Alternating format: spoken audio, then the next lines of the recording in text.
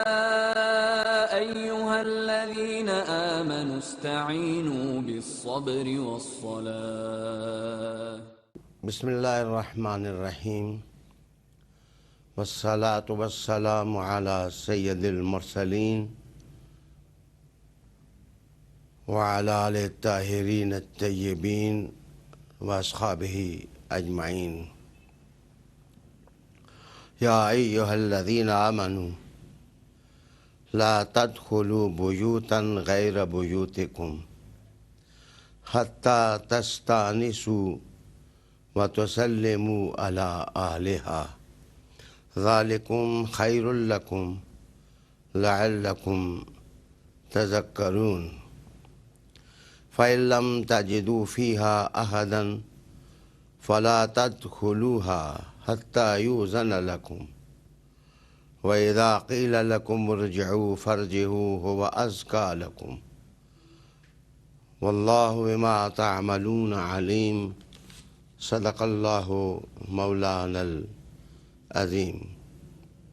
ناظرین، قرآن مجید کا جو حصہ آپ کی سماعتوں پر دستک دے رہا تھا، اس میں معاشرتی آداب مسلمانوں کو سکھائے گئے ہیں. مضامین کا اندازہ آیات بینات کا تفسیری پیغام سمجھنے میں محسوس ہوگا. ارشاد باری ہے، یا ایہا الذین آمنو، اے ایمان والو، لا تدخلوا بیوتا غیر بیوتکم، تم اپنے گھروں کے علاوہ کسی اور کے گھر جاؤ تو داخل نہ ہو جب تک کہ تم اجازت نہ لے لو. وَتُسَلِّمُوا عَلَىٰ أَهْلِهَا، اور تم ان گھروں میں رہنے والوں کو سلام نہ دے لو. ذَلِكُمْ خَيْرٌ لَكُمْ، یہ تمہارے لیے بہتر ہے. لَعَلَّكُمْ تَذَكَّرُونَ، یہ راہ ہے جس سے تم نصیحت حاصل کر سکتے ہو. فَإِن لَّمْ تَجِدُوا فِيهَا أَحَدًا، اگر تم اس میں کسی ایک کو نہ پاؤ تو فَلَا تَدْخُلُوهَا، تو گھر والوں کی عدم موجودگی میں تم ان کے گھروں میں داخل نہ ہو یہاں تک کہ تمہیں اجازت مل جائے. اگر تمہیں یہ کہا جائے کہ واپس چلے جاؤ تو تم واپس ہو جاؤ. تمہارے لیے تزکیہ کا راہ یہی ہے، اور اللہ تعالیٰ جو کچھ تم کرتے ہو اس سے آگاہ ہے. ناظرین، قرآن مجید کا یہ حصہ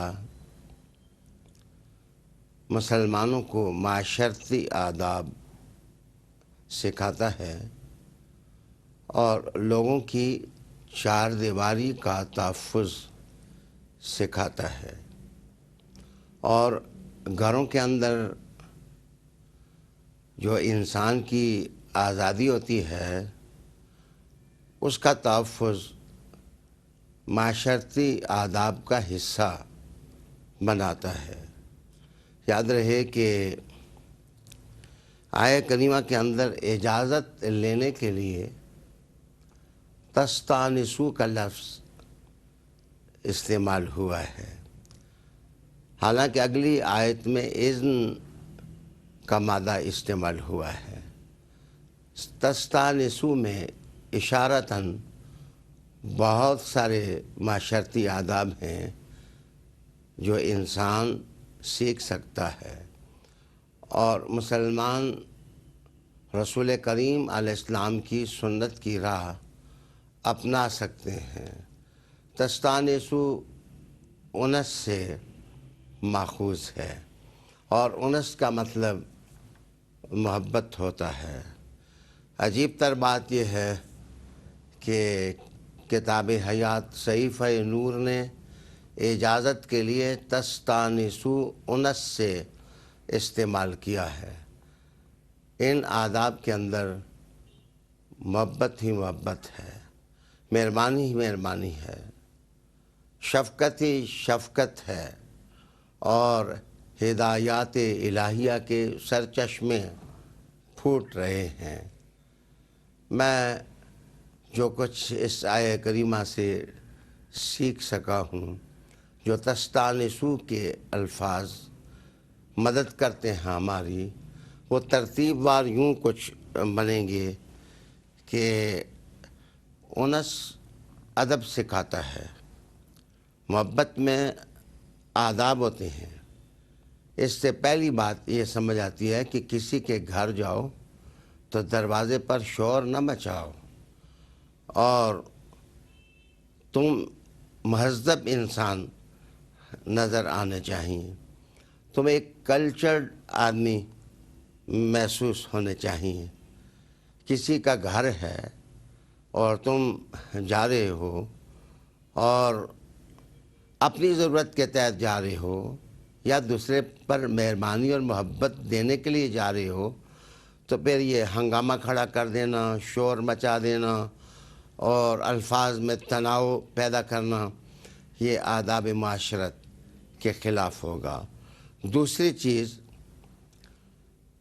اس لفظ سے یہ سمجھ آتی ہے کہ دروازہ جس وقت کھٹکھٹاؤ تو دستک بہت زیادہ بے ہنگم اور بے ڈھب نہیں ہونی چاہیے، یا اگر آپ نے بیل بجانی ہے تو اپنا ہاتھ اس طرح رکھو کہ اندر بلیک آؤٹ کا سائرن نہ محسوس ہو، بلکہ تمہاری طرف سے ملاطفت ہو اور تم محسوس ہو کہ تم ایک اچھے مسلمان ہو جس نے قرآن مجید سے تربیت حاصل کی ہے اور رسول کریم صلی اللہ علیہ وسلم کے اسوہ حسنہ سے سیکھا ہے۔ تیسری چیز جو سمجھ آتی ہے وہ الفاظ کا انتخاب ہے کہ اجازت لینے میں جن الفاظ کو تم استعمال کرو ان میں پیار ہونا چاہیے، چاہت ہونی چاہیے، نرمی ہونی چاہیے اور احترام ہونا چاہیے کہ تم گھر والوں کو ادب دے رہے ہو، اور ایسا بھی نہیں کہ تم محسوسات کے معاملے میں بالکل غیر تربیت یافتہ بندے محسوس ہو۔ تمہارے اندر اللہ تعالیٰ نے ایک بصیرت کا ریڈار رکھا ہے، تمہیں دروازے پر جا کر خود محسوس کرنا چاہیے کہ اگلا آدمی آپ کو اپنے گھر میں چاہتا بھی ہے یا چاہتا نہیں ہے۔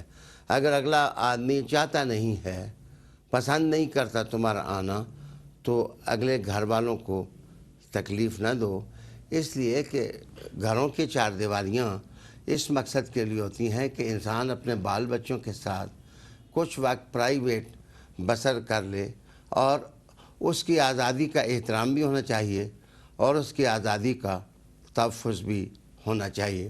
اس کام کے لیے اپائنٹمنٹ سمجھ آتی ہے، اس لیے کہ جو لوگ اپائنٹمنٹ کے بغیر ہی کسی کے گھر چڑھ دوڑتے ہیں، وہ اگر آگے سے جواب یہ ملے کہ آپ واپس چلے جائیں تو وہ برا بھی منا لیتے ہیں، محسوس کرتے ہیں کہ میں اتنا وقت لے کے آیا ہوں یہ اور وہ۔ لیکن اگر تھوڑا تسلی سے اور دل جمی سے آپ سوچیں تو آپ کی سمجھ میں یہ بات آ جائے گی کہ آپ اپنے لحاظ سے تو وقت نکال کر آتے ہیں، اپنی مصروفیات سمیٹ کے آتے ہیں، اور جس کے گھر جاتے ہیں وہ آپ کے لیے تو نہیں بیٹھا ہوا، اس کی اپنی بھی کئی مصروفیات ہیں۔ اس لیے درمیانی راستہ یہ ہوگا کہ آپ اپائنٹمنٹ لیں، آپ باقاعدہ وقت مقرر کریں اور اس پر جائیں، تو تاکہ آپ مہربانیاں لے کے جائیں اور اگلا آدمی شفقت اور محبت کے ساتھ آپ کا استقبال کرے۔ یہ وہ باتیں ہیں جو یہ آیہ کریمہ ہم کو سکھاتی ہے۔ پھر ناظرین، قرآن مجید نے کہا کہ جا کر سلام کرو۔ سلام میں بھی رسالت مآب صلی اللہ علیہ وسلم بعض اوقات 3 سلام ارشاد فرما دیتے تھے۔ پہلا سلام اس لیے ہوتا ہے تاکہ گھر والوں کو پتہ چل جائے، آگاہ ہو جائیں کوئی آ رہا ہے۔ دوسرا سلام جس وقت سنیں گے تو وہ اپنی طبیعت کو آمادہ کریں گے کہ ہم دروازے کھولیں اور اگلے آدمی کو بٹھائیں یا فیصلہ کریں کہ کہاں بٹھانا ہے مہمان کو اور کیسے اس کی تواضع. اور تیسرے اسلام پر انہوں نے فیصلہ کرنا ہوتا ہے کہ آیا ہم ملیں بھی یا نہ ملیں. اور رسالت مآب صلی اللہ علیہ وآلہ وسلم نے ایک مرتبہ اسی طرح 3 دفعہ سلام دیا. گھر والوں نے جواب نہ دیا. حضور واپس ہو گئے تو پیچھے سے گھر والوں نے سلام دیا، یا رسول اللہ یا رسول اللہ، آپ کا سلام ہم نے سن لیا اور دل میں وعلیکم السلام بھی کہا ہے. تو حضور نے کہا کیا چیز مانی ہوئی کہ تم نے دروازہ نہیں کھولا؟ تو وہ کہنے لگا حضور میرا دل چاہتا تھا کہ بار بار لسان نبوت سے السلام علیکم نکلے، اور یہ سعادت حاصل کرنے کے لیے میں خاموش ہو گیا، دل میں درود پڑھتا رہا، لیکن لسان نبوت سے نکلا ہوا سلام ہماری دنیا کا بھی تحفہ ہے اور ہماری آخرت کی بھی نجات ہے. اس کے بعد میں عرض کروں گا کہ پرائیویٹ لائف کی حفاظت کا درس دیتی ہے یہ آیت، کہ صرف گاڑی نہیں بلکہ کسی آدمی کی پرائیویسی کا مکمل خیال رکھنا چاہیے اور دھیان دینا چاہیے. مثلاً ایک آدمی ٹیلی فون کر رہا ہے تو ہمارے معاشرے اور ہماری سوسائٹی کے اندر ہم خام خواہ بیچ میں مداخلت کرتے ہیں. کون ہے جو آپ کے ساتھ بات کر رہا ہے، کیا بات کر رہا ہے؟ ہم سوچتے نہیں کہ یہ اس کا پرائیویٹ معاملہ ہے اور ہمیں اس میں مداخلت نہیں کرنی چاہیے. اور اگر ایک آدمی اپنے بچوں کے ساتھ گفتگو کر رہا ہے تو خام خواہ ٹیلی فون کے اوپر سوار ہو کر بیٹھ جانا یہ بھی دانائی نہیں ہے اور دانش مندی نہیں ہے.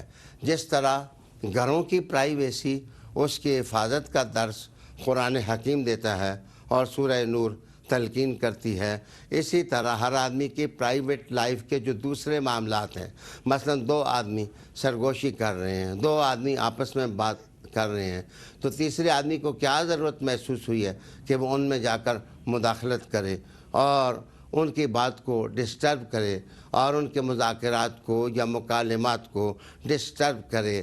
کتنی لطیف ہے یہ آیت اور کتنا لطیف درس ہے اس میں جو قرآن حکیم نے دیا، اور رسول اللہ علیہ السلام نے اپنے اسوہ حسنہ سے اس کو قوت دی.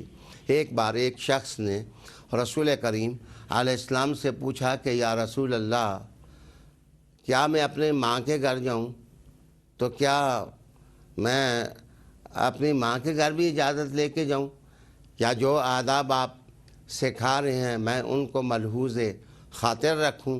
تو رسول کریم علیہ السلام نے حکمت آموز طریقے کے ساتھ اس سے پوچھا کہ کیا تو چاہتا ہے کہ اپنی ماں کو براہنہ اور ننگا دیکھ لے؟ اس نے کہا یا رسول اللہ میں یہ تو نہیں چاہتا. تو حضور نے فرمایا کہ تمہیں کیا معلوم ہے کہ تمہاری والدہ گھر کے اندر کس حالت میں ہے، اس لیے اجازت لے کے ماں کا گھر بھی ہو باپ کا گھر بھی ہو تو اس میں اجازت لے کے جانا چاہیے. اس طرح حکمت کے ساتھ رسول اللہ علیہ السلام نے پرائیویٹ لائف کے تحفظ کا درس دیا. ایک بار حضور صلی اللہ علیہ وآلہ وسلم اپنی نور نظر لخت جگر سیدہ زہرا بطول فاطمہ سلام اللہ علیہا کے گھر تشریف لے گئے.